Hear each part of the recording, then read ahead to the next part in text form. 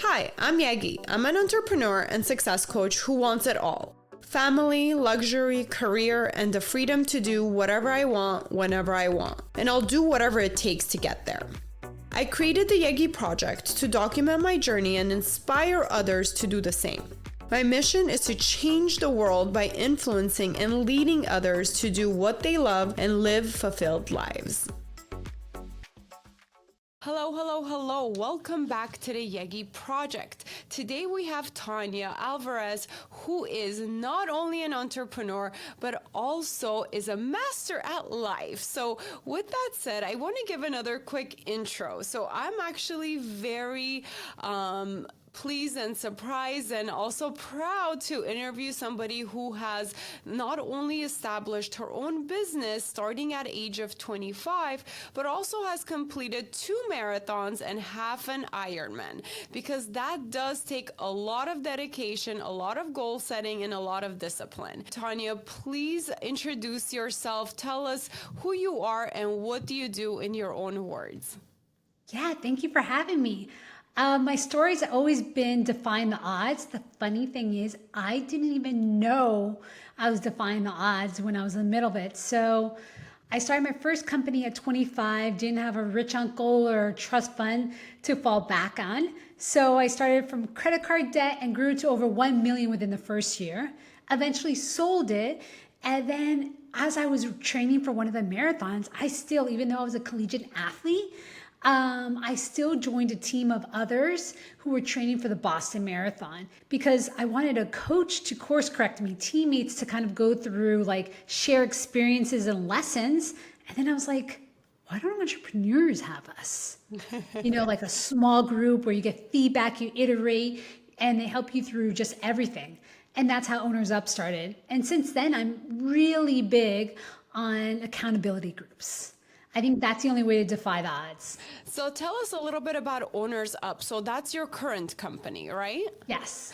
Okay, and take us a little bit back. When you first started entrepreneurship at age 25, how was that like? What was your background? What was the business? And what led you to now running OwnersUp? Yeah, so it was a performance-based marketing agency, and what that means is we got paid if we generated a lead or a sale. So this is, I guess, what it's called affiliate marketing now, but back then it was absolutely new. There wasn't any ClickFunnels or all of that. So the cool thing about that is I got to look at all these businesses and decide if I wanted to take them on.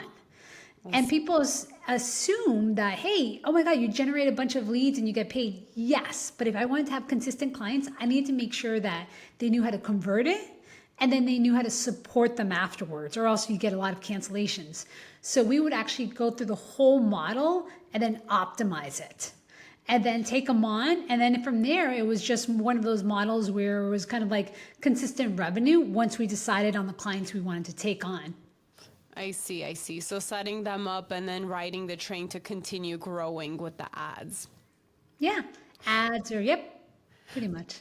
Perfect. And what then you said you sold the company. Now, as an entrepreneur, I know that's also a hard decision to let go of your baby. Can you kind of take us through that process? What made you decide that it was time to sell this company and start something else or focus on something else?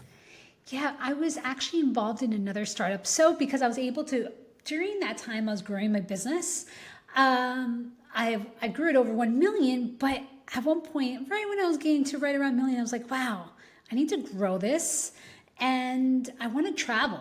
So during that time, I've traveled to over 42 countries. Wow. But the only reason that I was able to travel is because I got to a point where I was like, wow, I'm working like crazy. All the clients are like looking to connect with me. I had an office in Park Avenue, and I was like, shoot, I can't hire a New York salary right now. So I was like, what do I do? And this was before like outsourcing was a big deal. So I was like, I need somebody who's on top of it, educated, speaks English, but like in a salary, maybe about like $1,000 a month. So I looked into Colombia. Wow. And I had my whole team in Colombia.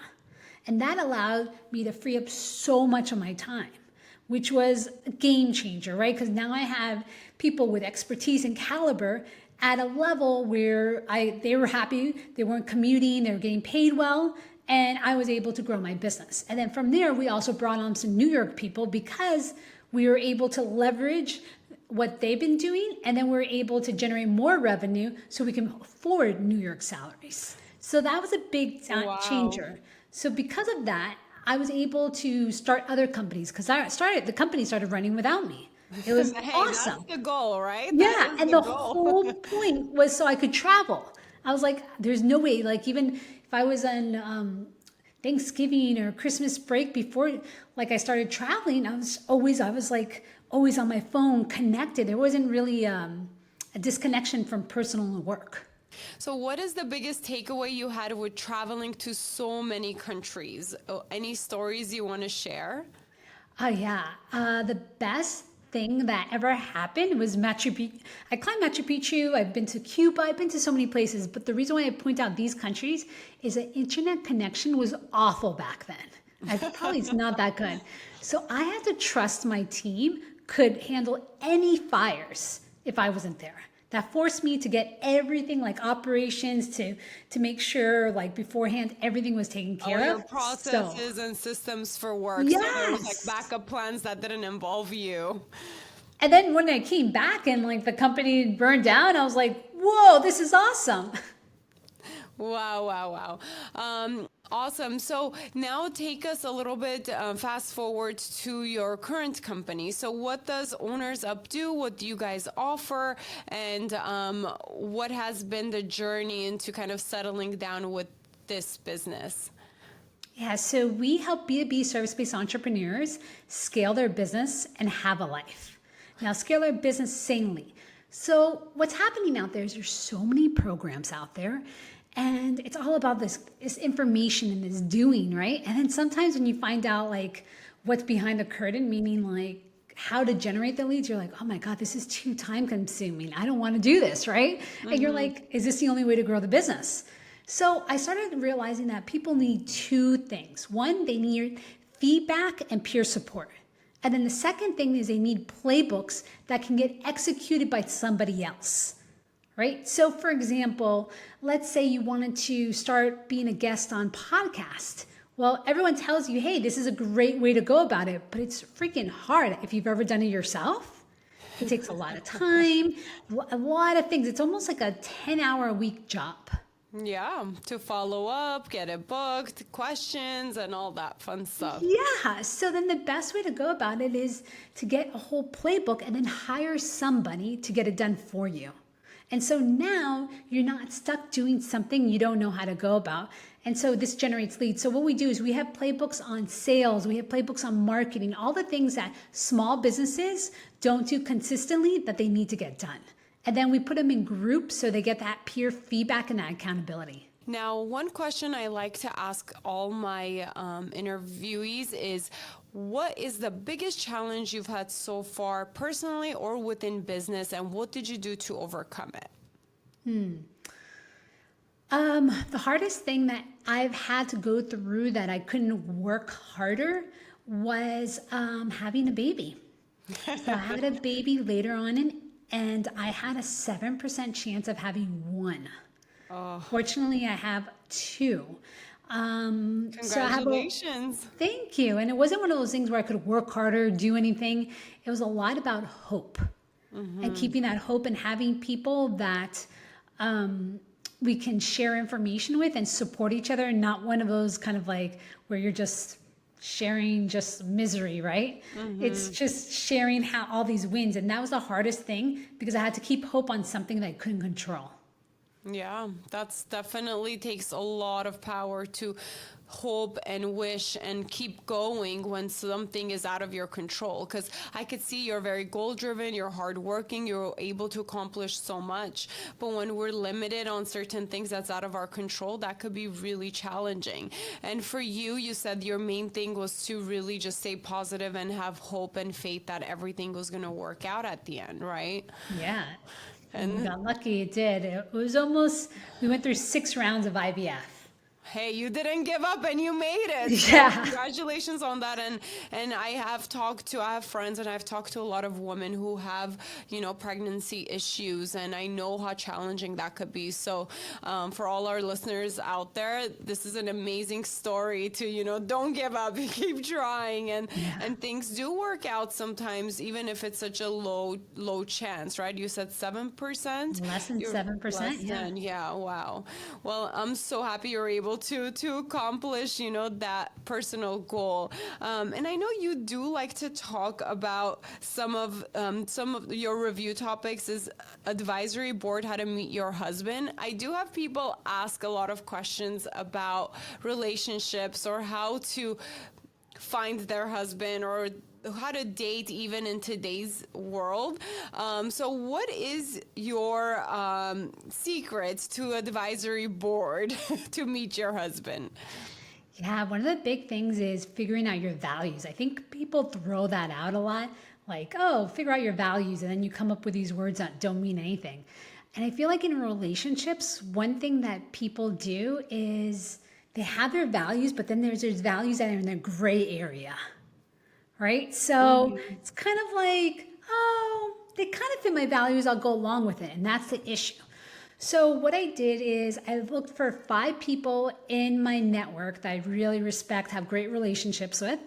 And then I told them my values, what I'm looking for. And what you're looking for, you also have to be the person who deserves that, right? Because sometimes people want something and they're not at that point in their life that they can attract that person.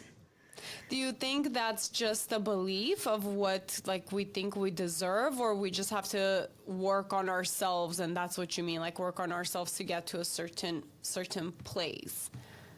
Yeah, like for example, let's say you want somebody who's in shape, but you're not going to the gym and you're not in shape. Like, small little things Want like it. that, right?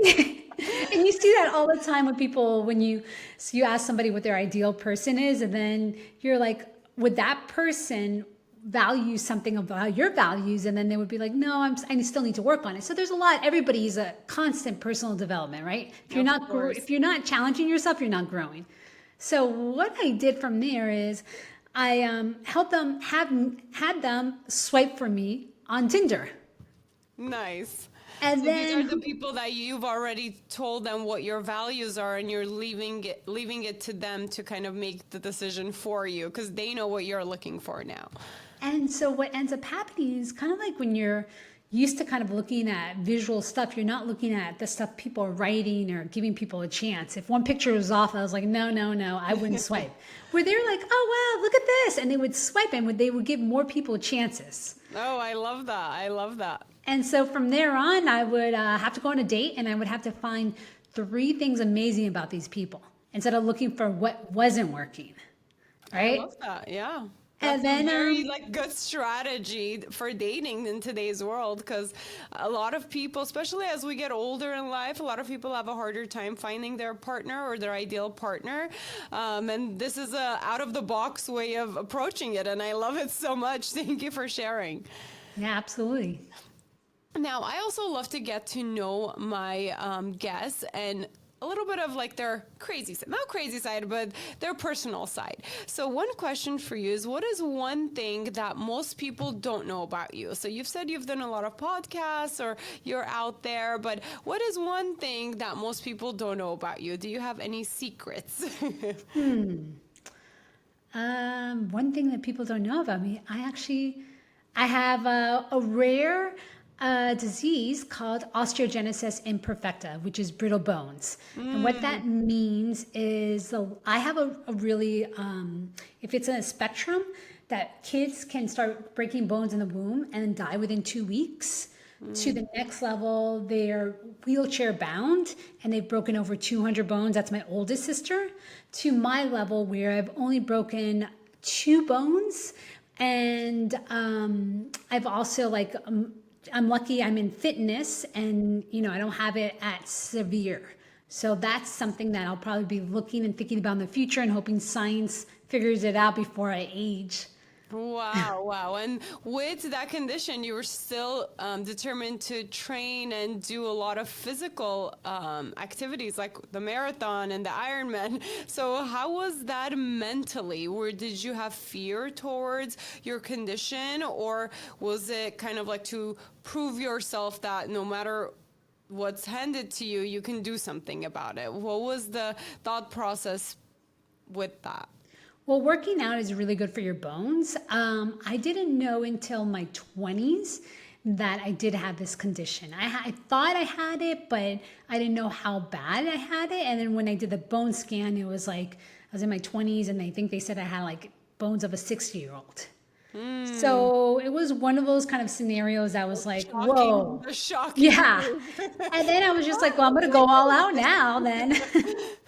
Wow. All right. Well, I am pleased to see you thriving, even when you got bad news. Like I could see you almost dancing through it and figuring out, okay, we'll deal with this later, if it becomes an issue, but everything else is fine now.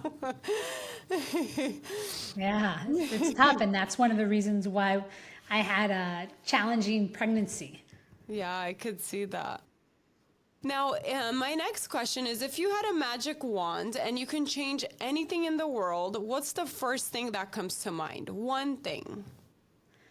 Um, I wish people had more support. I think we're in the internet age where you feel very isolated. You're comparing yourself. You don't know people's real stories. You're just kind of seeing their highlight reels. And I feel like there should be more groups. And I think there was a stat that it was even in guys. I think it was like 18-year-olds that are males. Only about 30% really have any good friends, like a support. It's very sad, yeah. Yeah, and it's more and more we're more connected but less connected, right? And I think it makes a huge difference in just life and everything you're up to. Of course, of course. That's just a whole psychology of thing, the human nature. No matter how connected we feel outside of the screen, just something how we're built. We need that human connection in person, the touching, the hugging, all of it. Like there's a whole psychology thing to it. But that would Yeah, be we're pack great. animals, right? Yeah, yeah.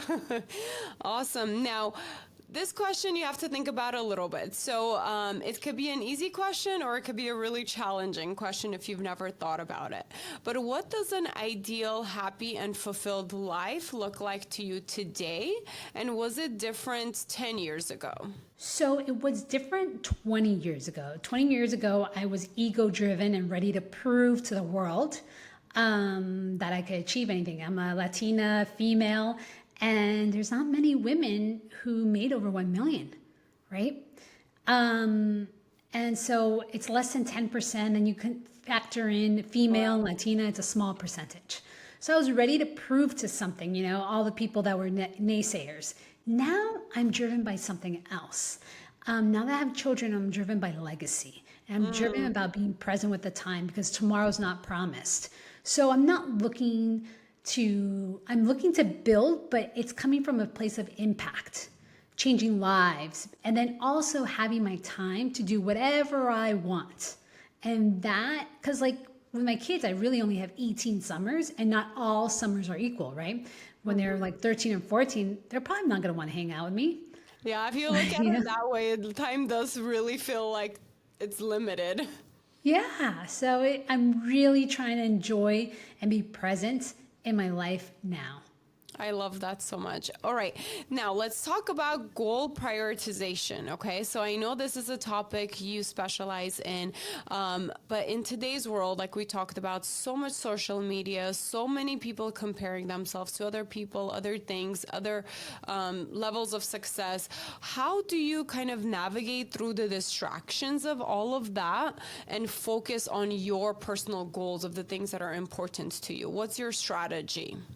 So FOMO is out there and it's real and everyone gets it. And I like to call it like compare and despair because like comparing yourself, we're comparing our first chapter with somebody's, I don't know, 100th chapter. And then we go down a spiral, right?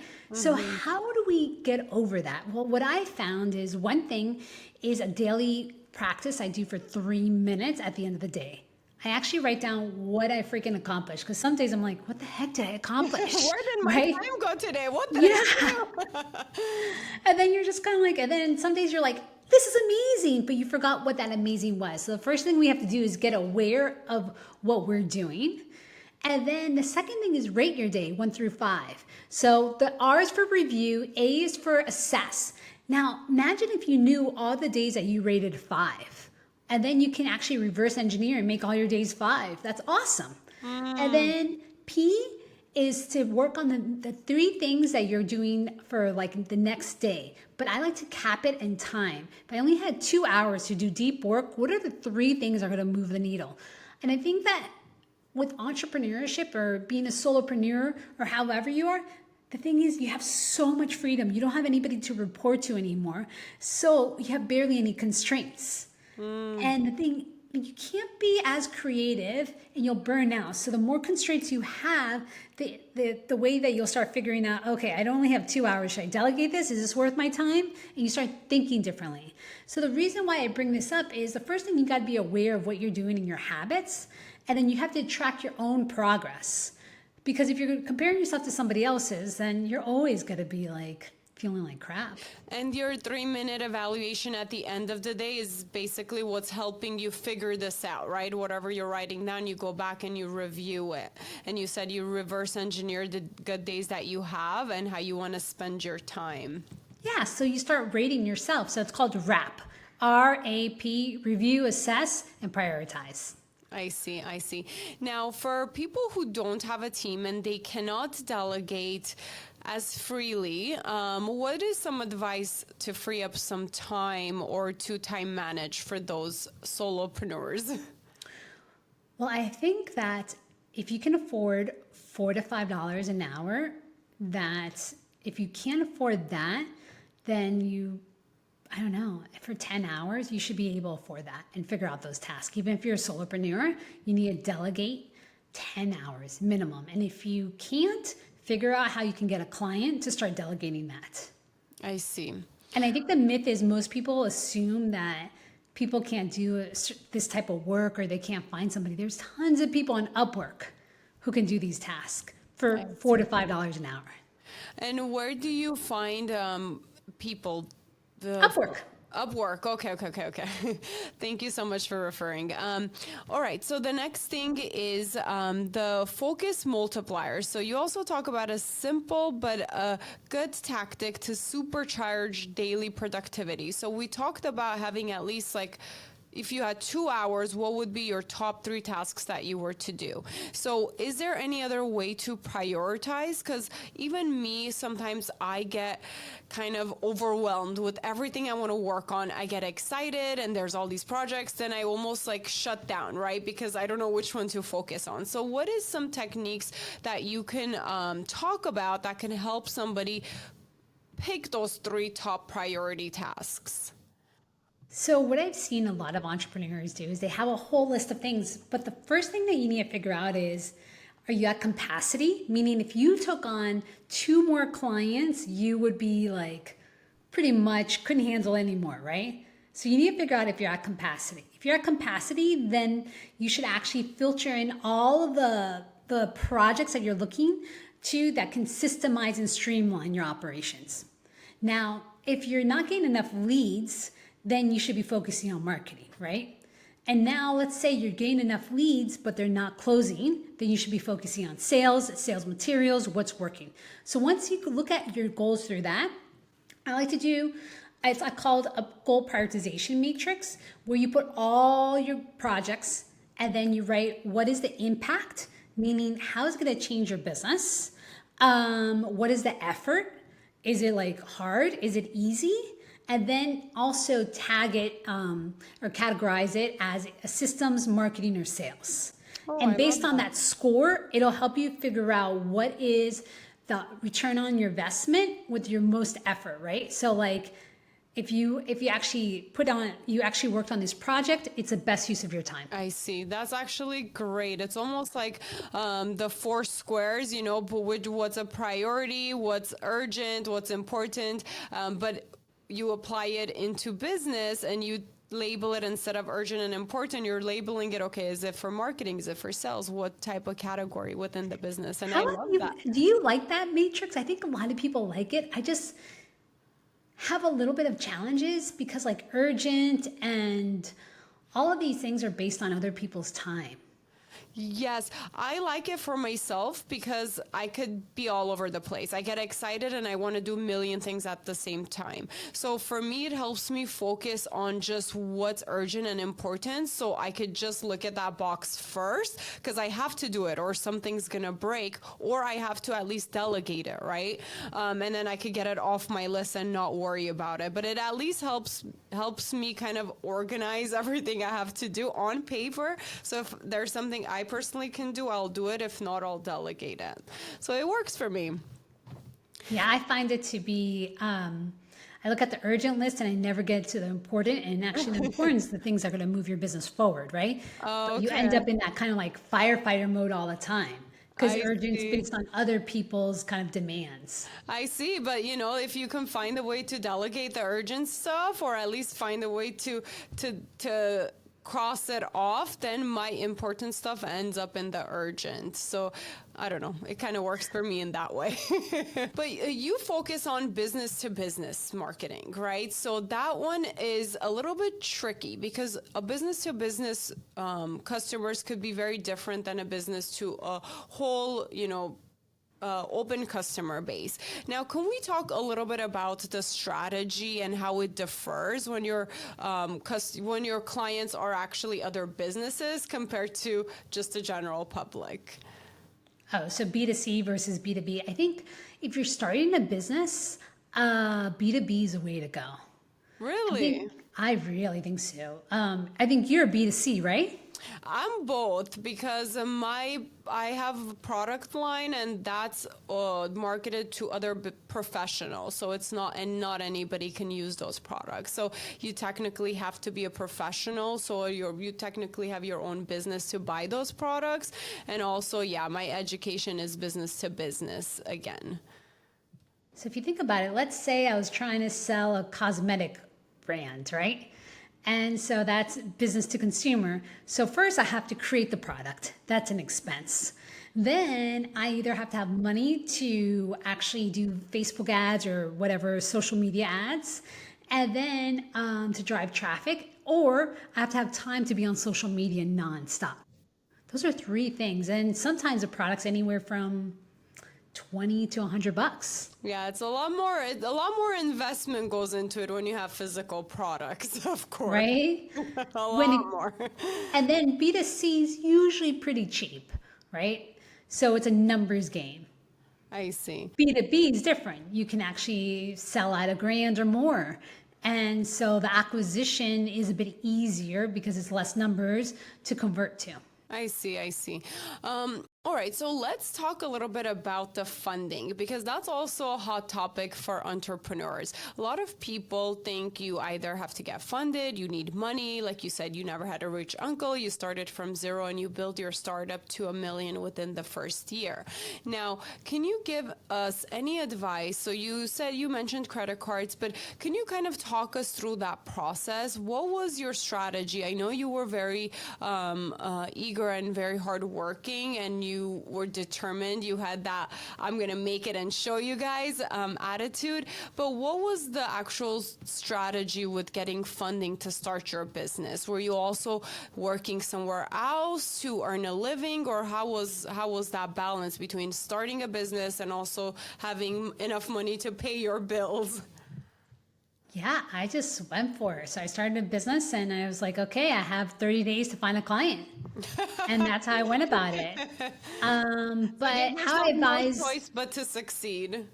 yeah, how I advise other entrepreneurs is first thing you do is probably stay at your job if you really don't have any funds, and then spend an hour or two closing your first client.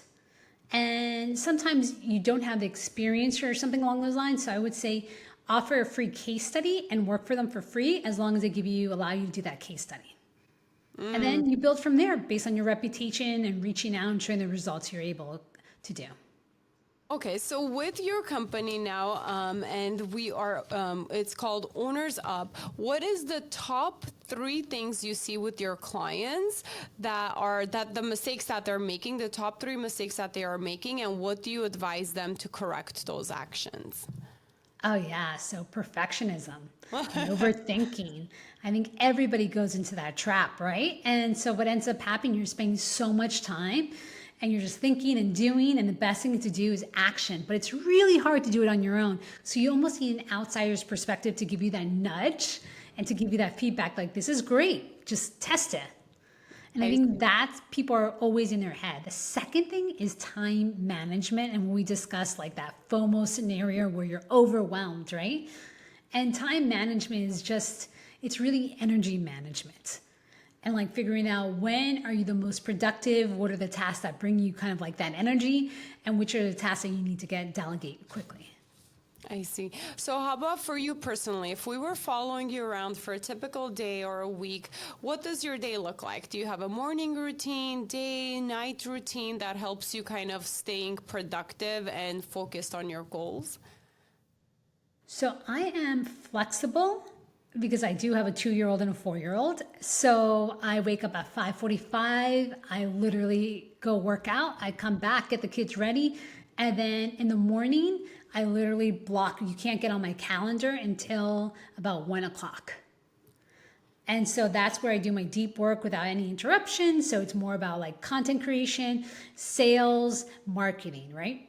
And then right around 1 o'clock, that's when I do client calls, and then everything that's dealing with calls, or that's some Zoom calls or meeting other people, because I love meeting people. I get my energy off of that.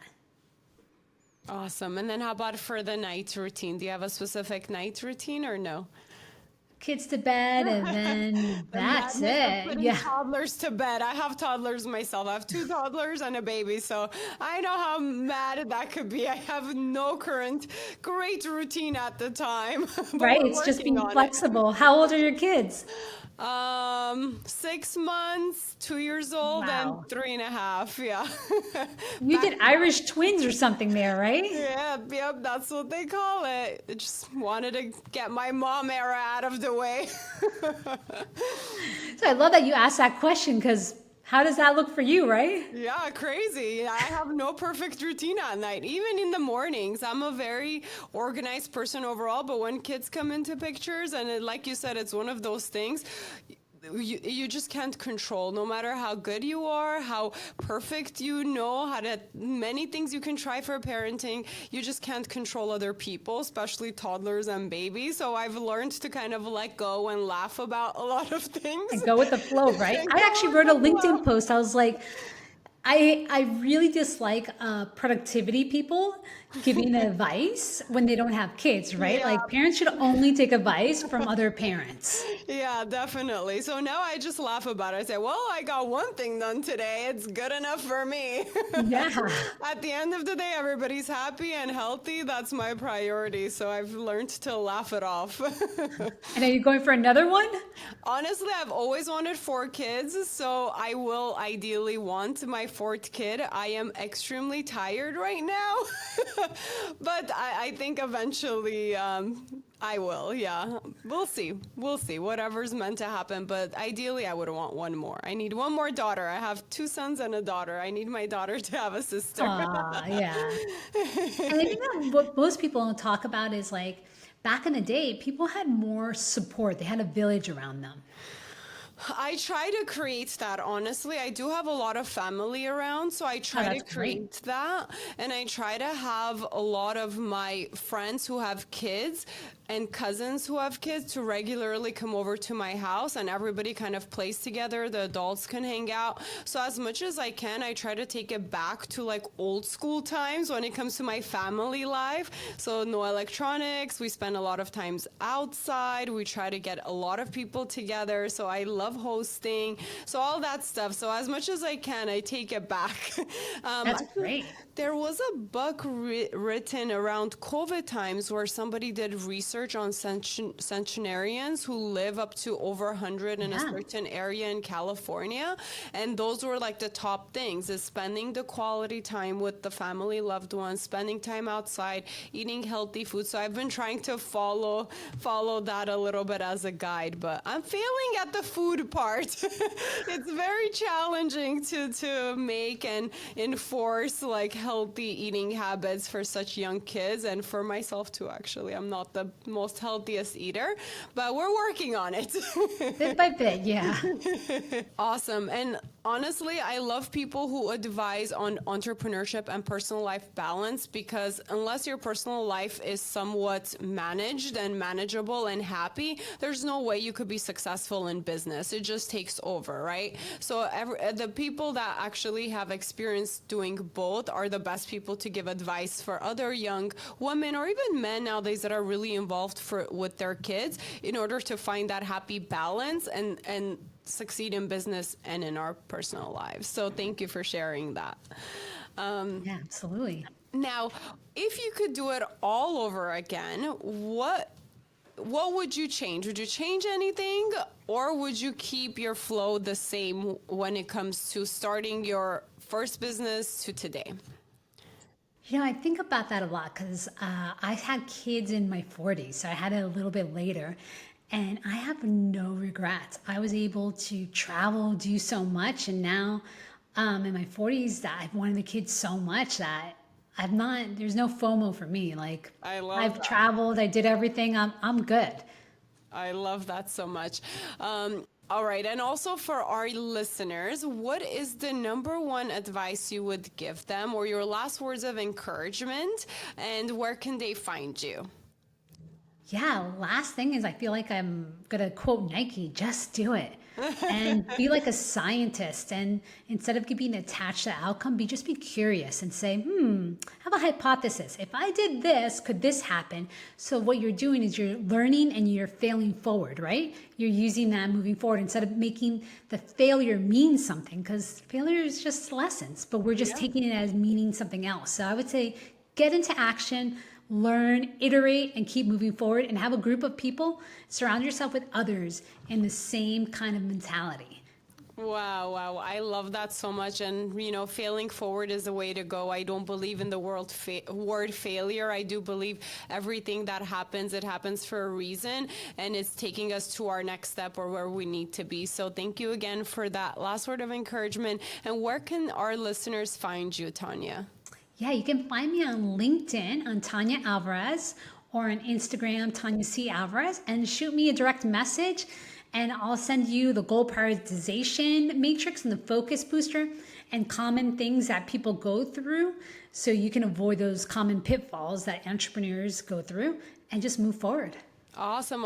Again, thank you, Tanya. Thank you to our listeners for tuning in. I hope you guys got some great takeaways for goals, priorities, balancing life, and all that good stuff. But until next time, thank you. Bye-bye. Thank you for listening. Please rate and review this podcast. Follow and engage with us on social media under the Yegi Project. And if you're interested in being a guest, email info@theyegiproject.com, and don't forget to subscribe so you don't miss out on any future episodes.